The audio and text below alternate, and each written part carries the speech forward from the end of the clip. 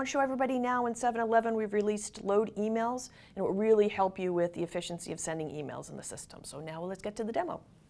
This is the first piece to show you, is that basically we've created an object called load emails that allows us to store contacts that can then be put onto the load for your emails.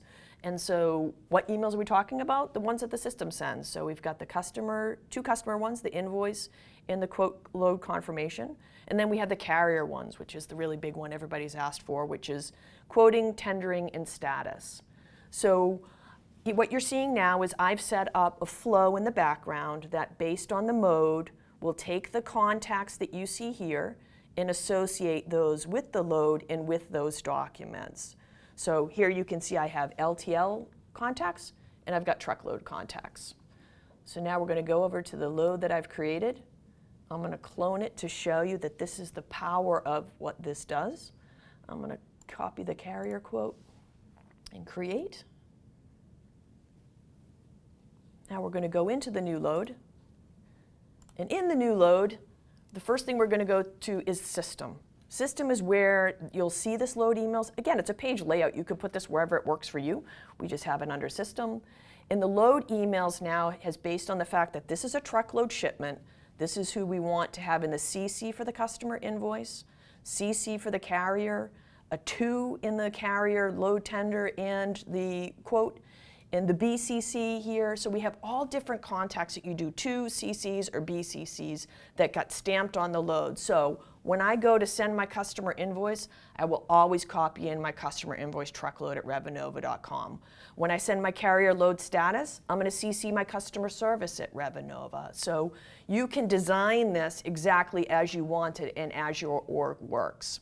So what I'm going to do is I'm going to add manually one. So if you don't do a flow or you don't do a trigger to do this, you can also manually add. And this shows you more about how the feature works. Here are the available documents. I can pick whichever document I want. So let's talk about the carrier load tender. What kind of email recipient type do I want? Do I want in the 2, the CC, or the BCC? Here I'm going to pick a CC. And here you have 3 different ways that you can add this. You can pick a contact. I can do a user. So here I'm going to send to my man Dave. He's going to get a CC on this. Or I could type in the email address. So either way that you do it, it will now say for this load 19, for the carrier load tender, I'm going to CC Dave. And I hit save. Now let's take a look at how that works. Fly over to the Freight Quote Assistant. We hit our magic tender button. Now remember, this is internal distribution. There's already, for email carrier 1, there's already a distribution there. This is allowing you to set your internal users to be added to the email. So I've got my carrier truckload, Dave's getting a CC, I can see my C. Sweeney 2 is a BCC, and this came from the carrier.